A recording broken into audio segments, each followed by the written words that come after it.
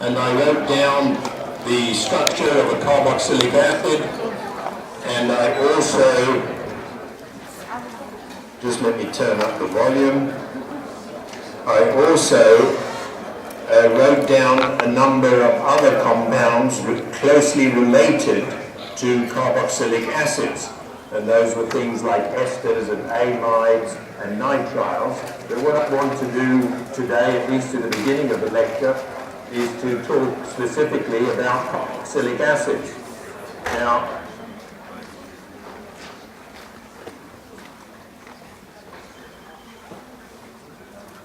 some of these carboxylic acids have trivial names.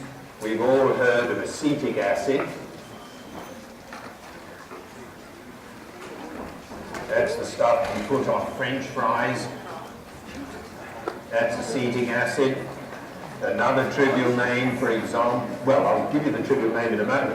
What I want to tell you is that you name a carboxylic acid by first finding out the number of carbons in the longest chain and adding oic to the end of the name. So, if you have 1, 2, 3, 4, 5, 6, supposing you have, well, that's funny, it's a little bit more than 6.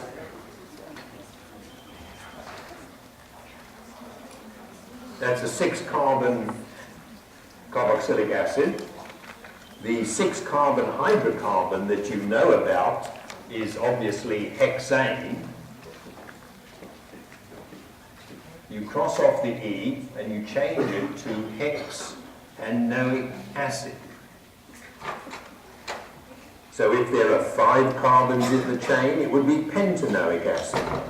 If there are 4 carbons, it's butanoic acid. If there are 10, it's decanoic acid. So that's how you name these things. And I said a moment ago that some of these compounds have trivial names. I gave you the case of acetic acid, which, strictly speaking, is ethanoic acid,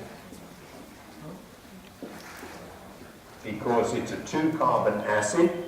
The hydrocarbon that's made up of 2 carbons is ethane. You cross off the E and you convert what's left by adding oic to it, and then the word acid, you convert it into ethanoic acid. Now, hexanoic acid is also called caproic acid.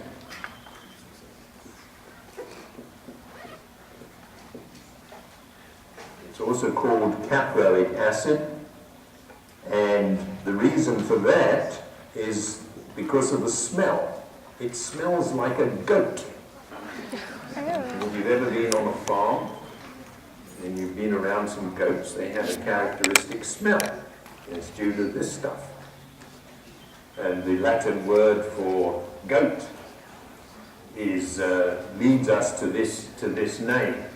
A 4-carbon acid, which is butanoic acid,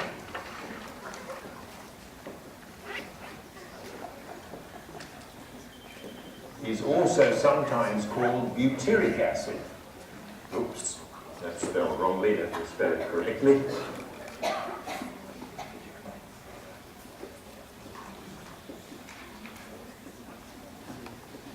Butyric acid, and the reason for that is it comes from the Latin word for butter, and butyric acid smells like rancid butter. So there are a number of trivial names for these compounds, but what you need to know is how to name these in a formal way. Now let me give you a more complicated example.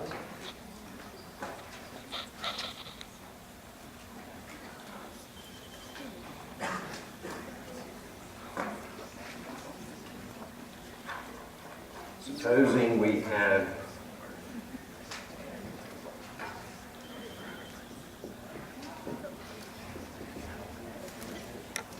this compound. We notice straight away it's an acid, it's an olefin, and it's a chloride. And what you do when you have to name a compound in which you recognize a number of features is you have to ask yourself which is the most senior feature. And the only way of answering that is to look on a list that's published by the International Union of Pure and Applied Chemistry. They've got a list of these things. And right at the top of the list is the carboxyl group. And so, since the carboxyl group is the senior feature, the principal functional group as it's called, this thing is going to be named as a carboxylic acid. So the next thing you need to know is, we need to find out, is how many carbons in it. 1, 2, 3, 4, 5, 6. So you think of hexane, and then you change the name to hexanoic acid. But it isn't a saturated carbon chain. It's got a double bond in, so you change that first name to hexenoic acid. And then you realize that it is a hexenoic acid with a chlorine substituent. So it is a chlorohexenoic acid. Now, we've got to indicate where the chlorine is. 1, 2, 3, 4, 5. So it is a 5-chlorohexenoic acid. And now you've got to indicate where the ene is, where the double bond is. So it's 5-chloro-2-hexenoic acid or 5-chlorohex-2-enoic acid. But it still isn't finished because you've got to specify the geometry of the double bond. And so it is E 5-chloro-2-hexenoic acid. So it's fairly straightforward to name carboxylic acids. You recognize that the carboxylic acid is a very senior functional group. So anytime you see a carboxylic acid, it's going to be named as a carboxylic acid irrespective of what other groups are there. And then you count the number of carbons, and that gives you the name of the saturated hydrocarbon. You cross off the final E from the hexane or decane or whatever compound name you come up with. You cross off the final E and you change it to oic acid.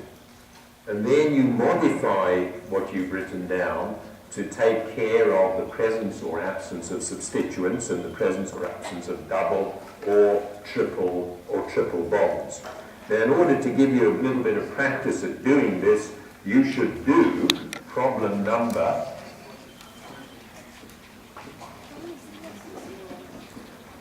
17.1, which is equivalent to 18.01 in the 9th edition.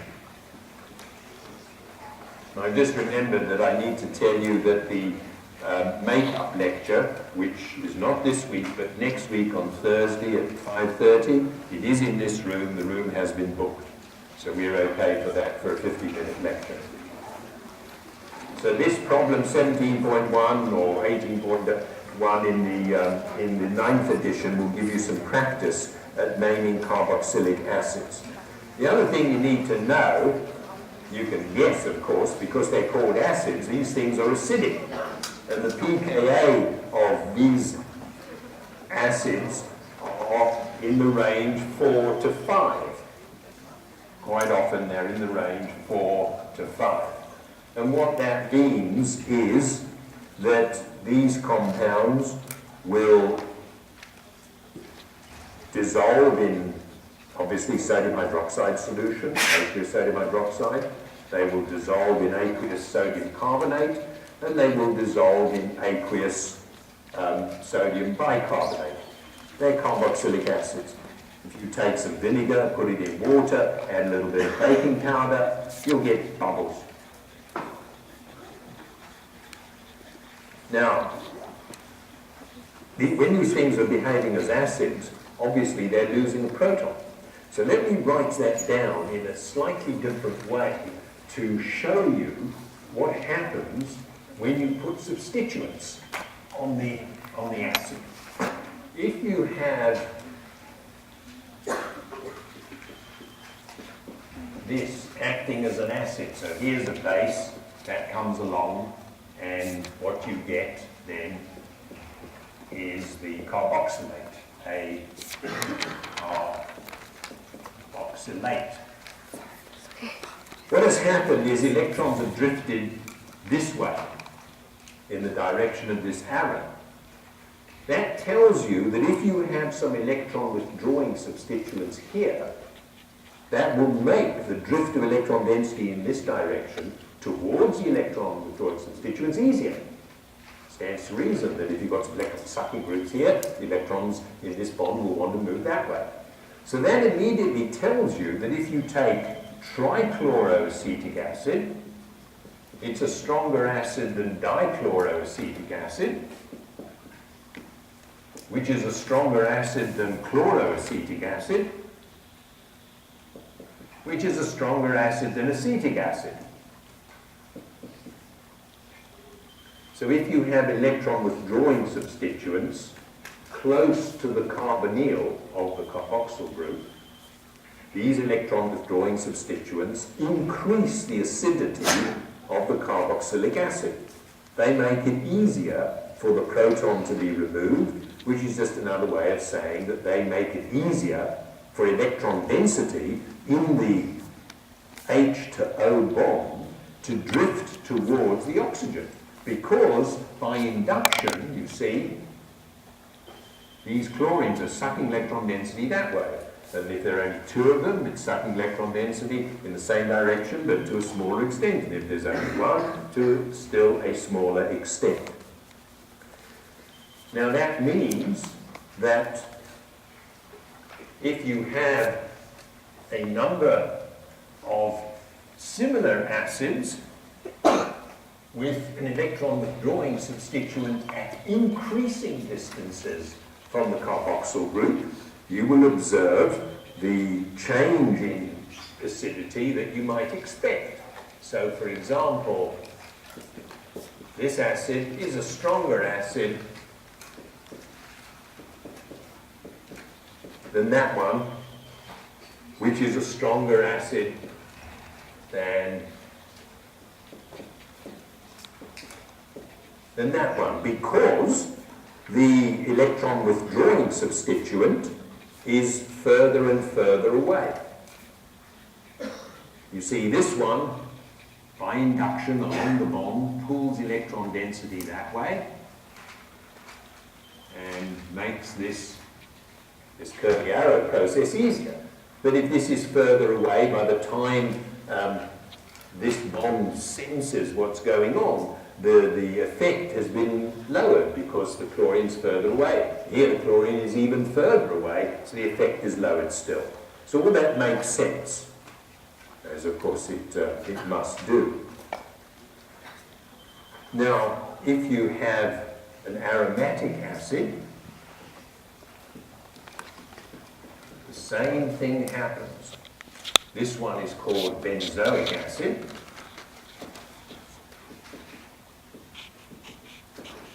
And if you have a nitro group on that in the para position, say,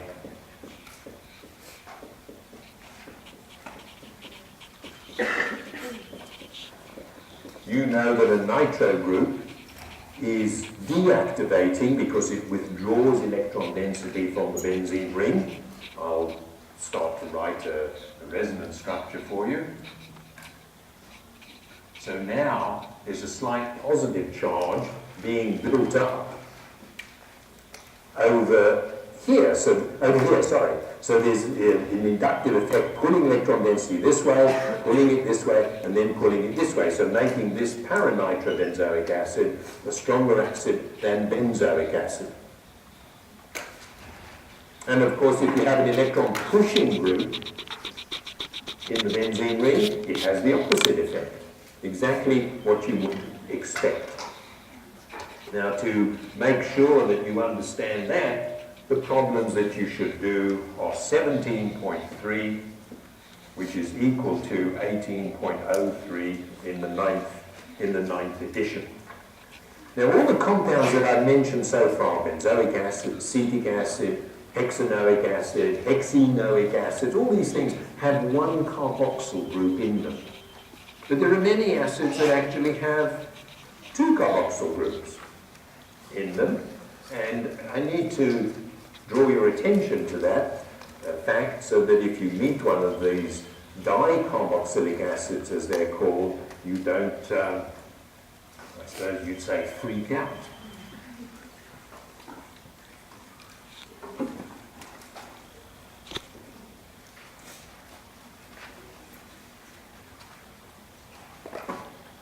So let me just write down a few of these dicarboxylic acids.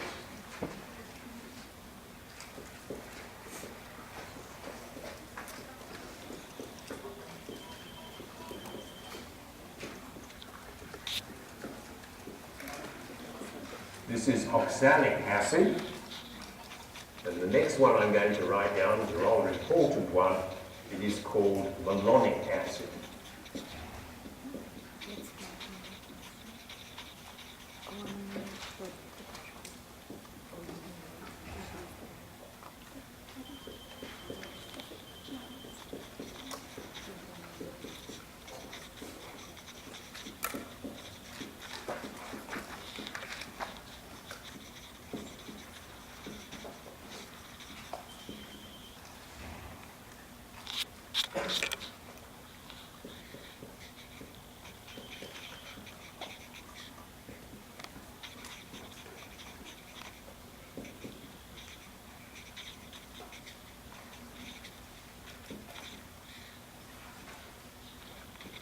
Taric acid, and the last one that I'll write for you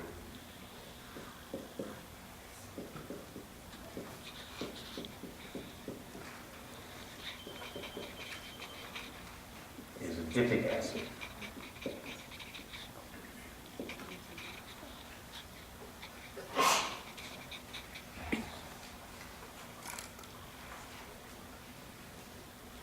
There are also aromatic acids that have two carboxyl groups.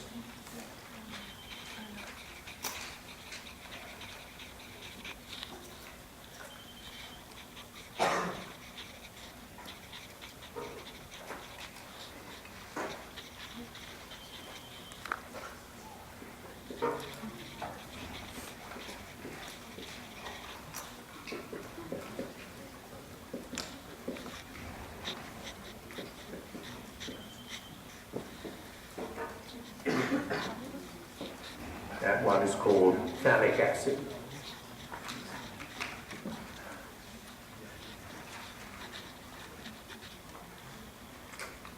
Underneath here, I'm going to give you one more, and then I'll make it easier for you.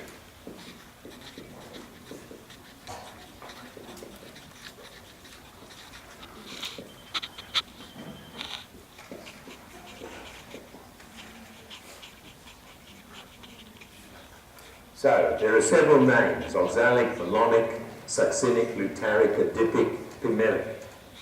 And for each of those, you notice that there's a different number of carbon, CH2 groups, between the two carboxyls. And so there's a problem for you, because how are you going to remember these names? Well, I can give you a little bit of help. All of these acids are of this formula.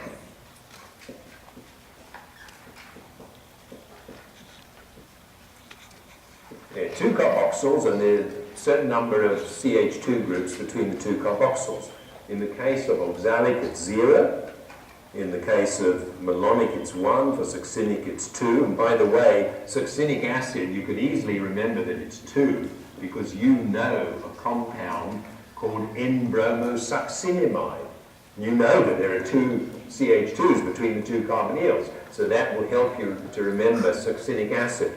But in order to remember which name corresponds to which value, if you look at it, oxalic has 0, N is equal to 0. So 0, 1, 2, 3, 4, 5. And the first letters of those names is a pronounceable word, Omsgat. Sounds like a small village in England. Omsgat. So if you write down Omsgat, it's easy enough to remember that O stands for oxalic, and that there are 0 CH2s between the two carboxyls. Then you write 1, 2, 3, 4, 5 underneath each of those. And if somebody says adipic acid, You can look along here. Oh yeah, Diffie gets 4 CH2s between the two.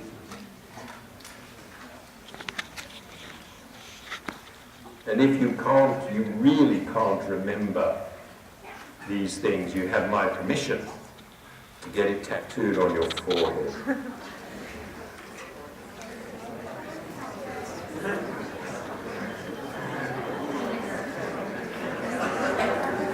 Okay. I'm sorry that there are these trivial names for a number of these acids, but that's the way the subject has developed. Now, I told you how to name acids. You remember that last time what I did is I wrote down a carboxylic acid and I also wrote down some related substances, one of which is the corresponding ester. And in an ester, the hydrogen on the OH, or the OH group of an acid, is replaced by a carbon piece. So I need to tell you how to name esters.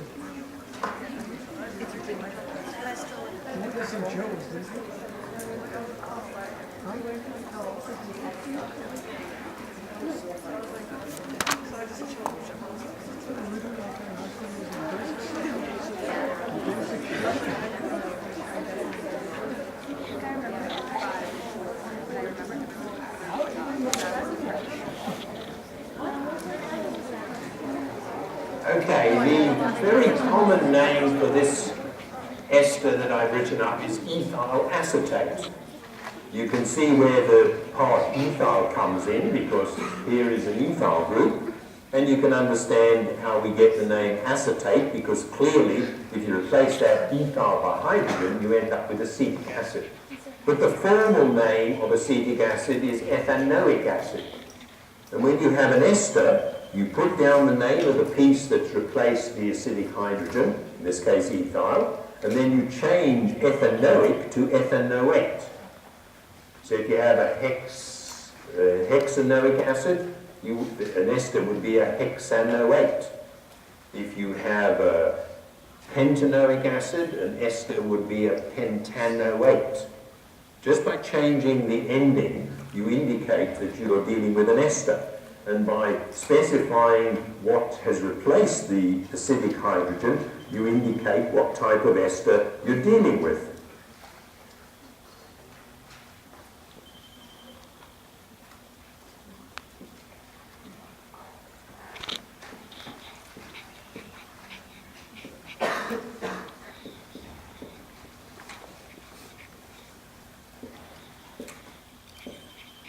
Methyl para or 4 chloro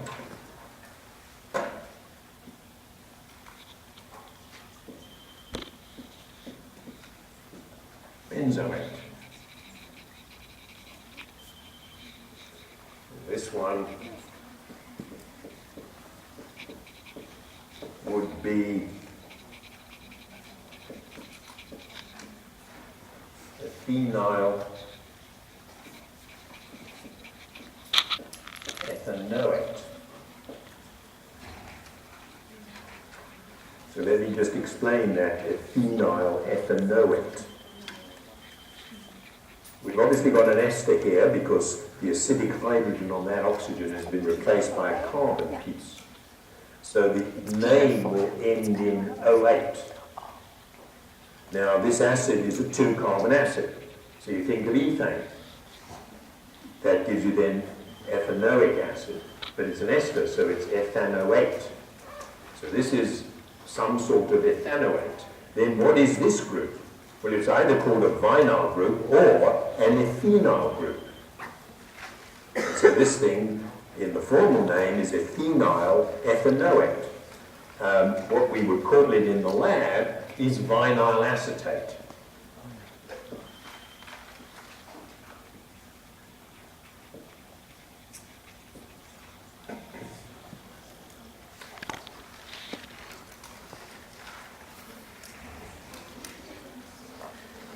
And one more.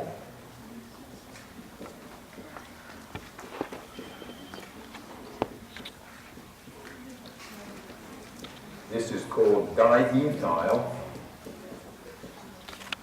malonate,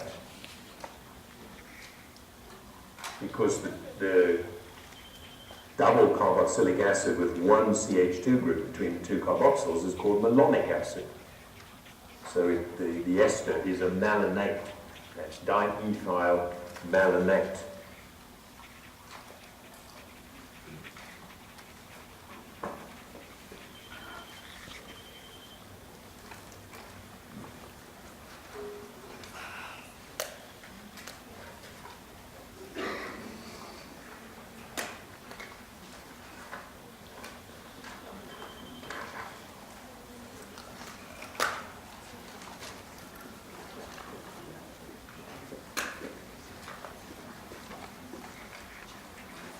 Now, after I've given this lecture, I'm going to eat some of this because I'm going to have some banana-flavored ice cream.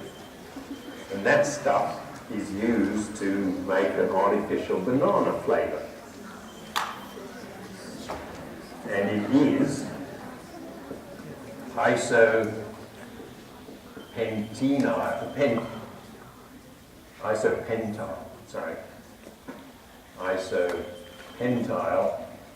acetate. It's an ester of acetic acid. Here's the acetic acid piece. And this is 1, 2, 3, 4, 5. It's a 5-carbon piece, therefore you think of pentane. But anything that ends in 2 methyl groups joins the same carbon at the end of the chain is an iso. So it's an isopentyl acetate.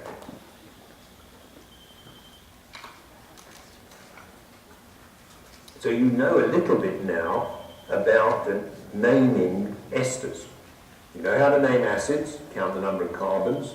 If there's 6, you think of hexane, but if it's an acid, it's hexanoic acid. If there are any substituents along the chain, you indicate what they are and where they are. If there's any double bonds in the chain, you've got to indicate where the double bond is, and also whether it's a Z or E double bond. If you have an ester, you change the ending of the acid to OH. So an acid ends in oic acid, and an ester ends in OH. So if you have hexanoic acid, you could have methyl hexanoate, which means it's the methyl ester. So a methyl group has replaced the acidic hydrogen of the acid. Now the next type of functional group that I talked about last time is the case of an anhydride. Now remember telling you that if you take 2 moles of an acid and remove the elements of water, you will get an anhydride. And so let me just show you a couple of anhydrides. There are really only a few you need to know about. This is commonly called acetic anhydride. Oops.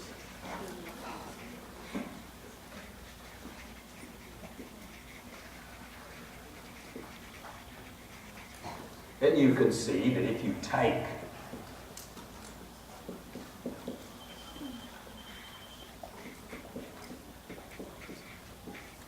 two moles of an alcohol, 2 moles of an acid, and somehow remove H2O, what's left will be this. And if you look in the very old organic chemistry textbooks from 70 years ago, you will actually find little pictures like this. Of course, they have no mechanistic implications, but they just tell you more or less what's going on. So that's acetic anhydride. There's another anhydride that you probably met in the lab. This one is maleic anhydride.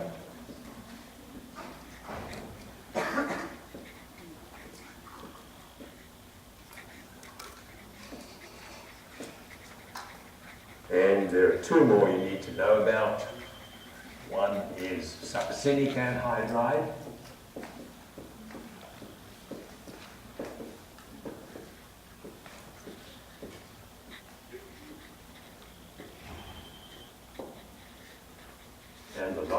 one is phthalic anhydride.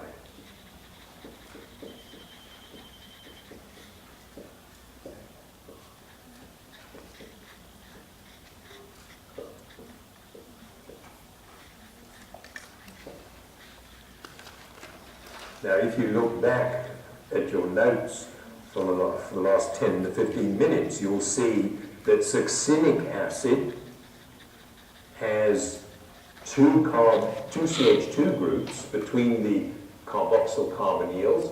This is an anhydride, so we've removed water from those two carboxyls, we've got the anhydride. Likewise, phthalic acid, which is this compound, which I drew up a short while ago.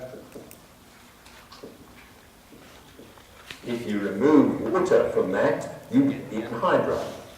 So the anhydrides are named in a way that indicates what the parent acid is, plus the word anhydride after it, which just tells you that, formally speaking, water has been removed. And finally, no, not finally, there are two more. There's the class of compounds called amides, and then finally the class of compounds called nitriles. I need to tell you a little bit about naming amides.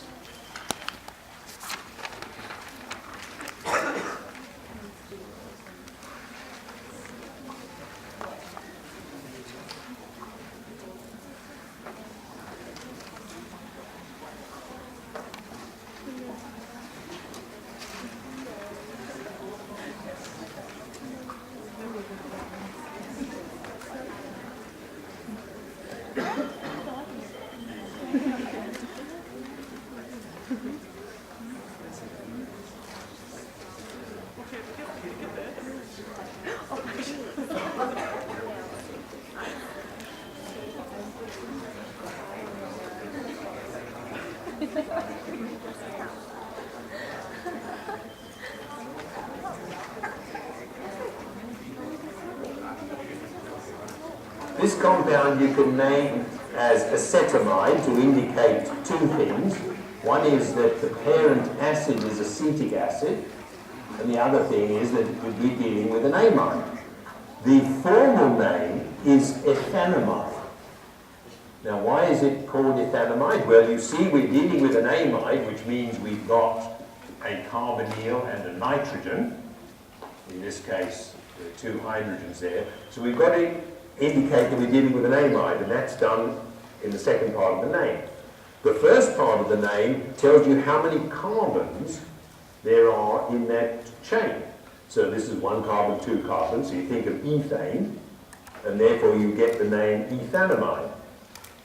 And if it was 4 carbons, it would be butanamide. If it was 6 carbons, it would be hexanamide. And as before, you number the carbonyl carbon as number 1, and you can indicate the presence or the absence of any substituents.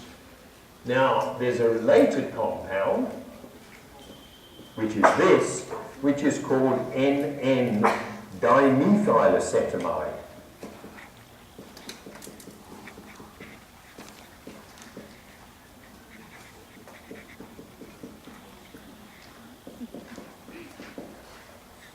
Or NN-dimethyl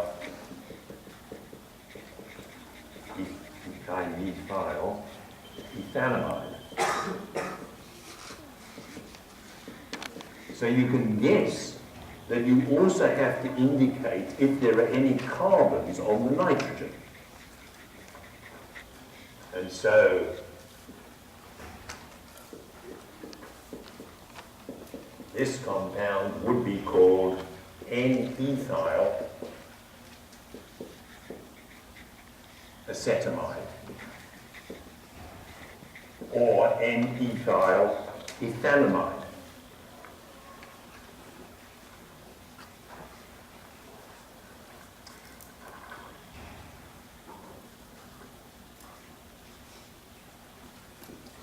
Finally, we come to the end of this naming business. This has got the trivial name of acetonitrile, or it's ethyl ethane nitride. Now, I've got to be very careful here. When you name it formally as ethane nitrile, see, the nitrile group actually is C triple bond N.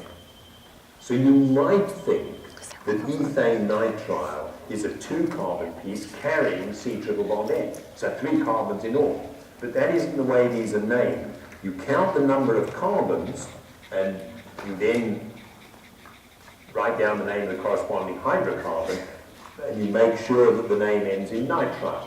So if I'm talking about butane nitrile,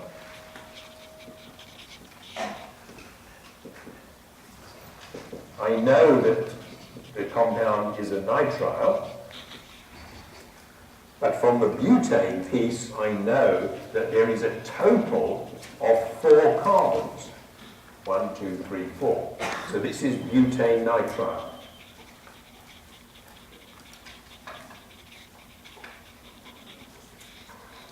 Now, to make sure that you follow all that, you should do problem 17.4, which is equal to 18.5 in the 9th edition.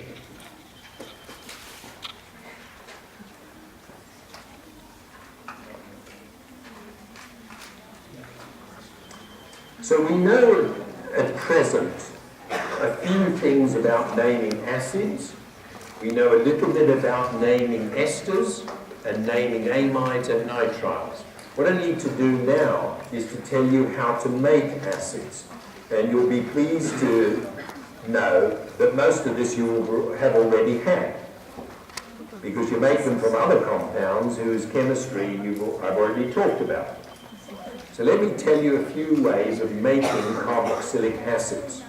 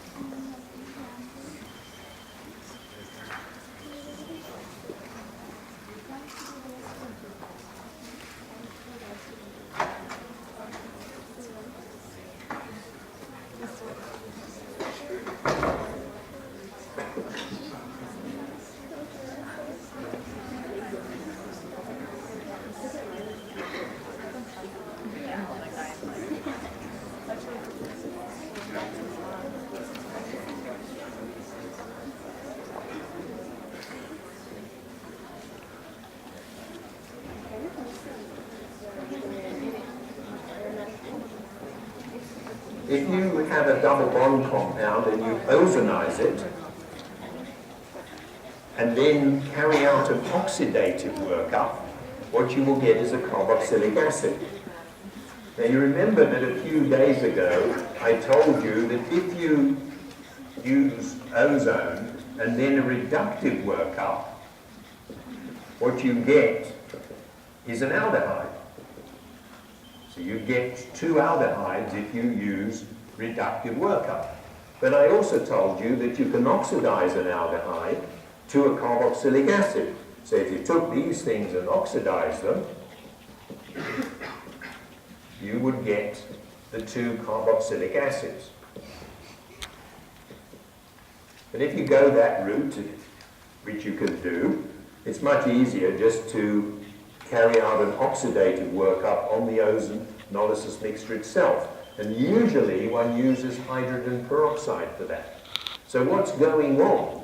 You can imagine what's going on, that the ozonolysis gives you something at the aldehyde level, and then the oxidative workup, as it's called, you just treat the mixture with hydrogen peroxide. The oxidative workup then oxidizes these substances that are at the aldehyde level to the carboxylic acid level. So that's one of the ways of making a carboxylic acid. Another way is to take an alcohol, a primary alcohol, and oxidize it with, say, chromic acid. And if you do that, you will get a carboxylic acid. And in exactly the same way, if you have an aldehyde and you oxidize it with chromic acid, you will get a carboxylic acid.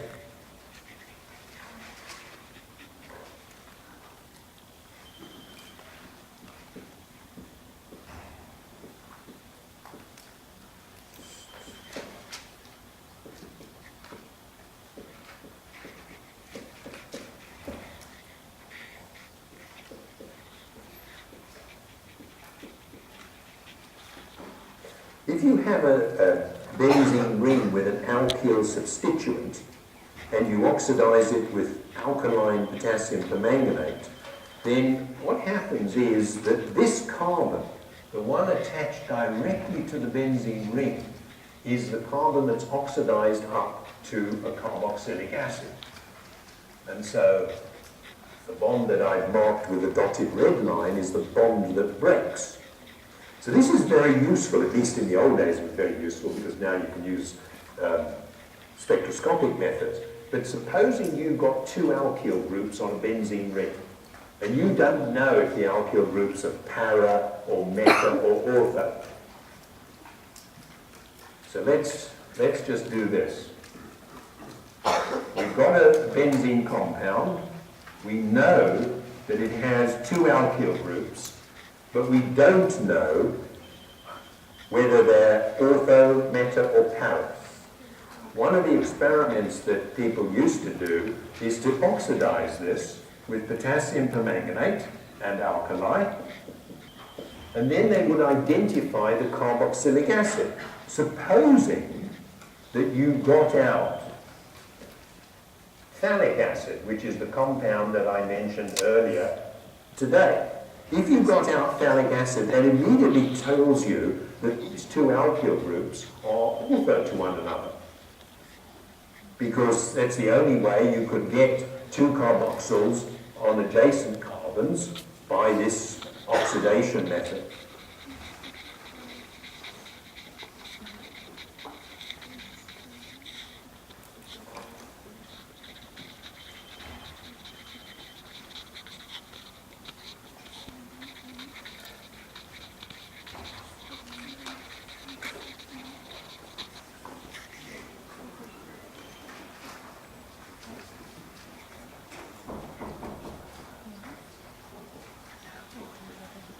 Oops, don't want that.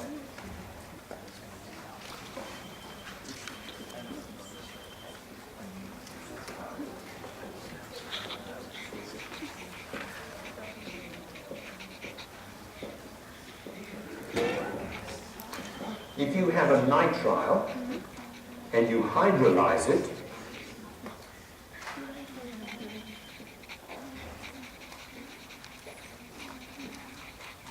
you will get a carboxylic acid. You remember that last time I gave you an example. I said if you take a cyanohydrin, you could hydrolyze it to a hydroxy acid. And all that's happening there is that the nitrile is being converted into a carboxylic acid.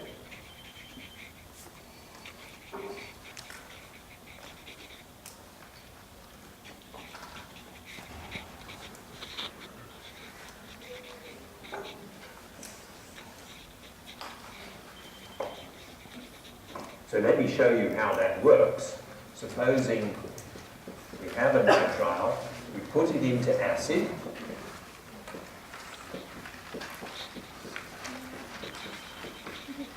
then water attacks,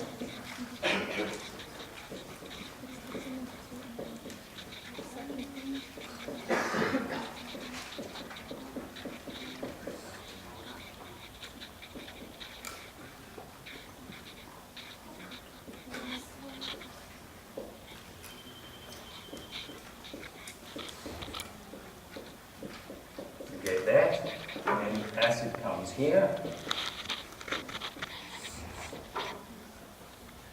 and you end up now, first of all, with an amine. If you follow that through, you'll get an amine. And then this is protonated again,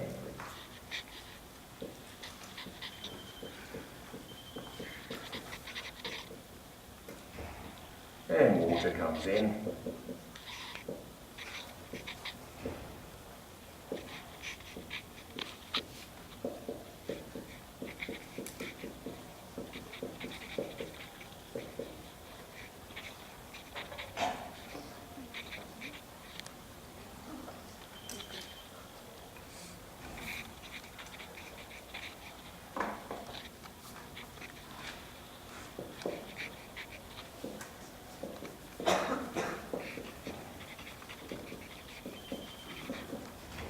Now, the nitrogen is protonated.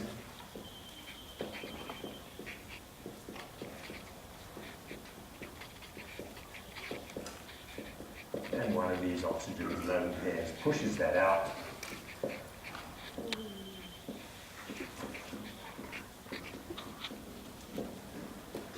And finally, there's a loss of a proton. Okay, I've written that down very quickly, so I'm going to talk you through it really slowly now. I'll give you a moment to, and then I'll stop at that point. So I'll give you a moment just to copy it down.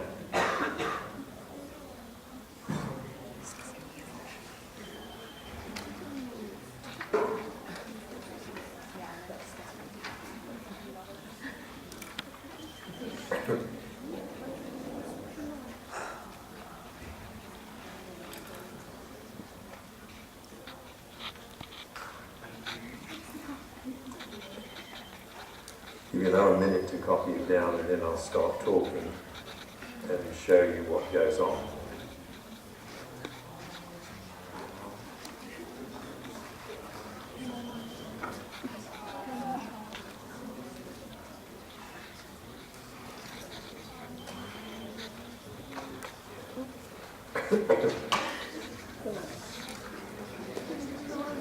Okay, ladies and gentlemen, here is the nitrile. And I'm going to explain to you how it's hydrolyzed to a carboxylic acid. What happens is, you can do this by acid or base methods. I'm just giving you the acid mechanism. If you expose this to aqueous acid, the lone pair on the nitrogen will attack the proton, so the nitrogen becomes protonated.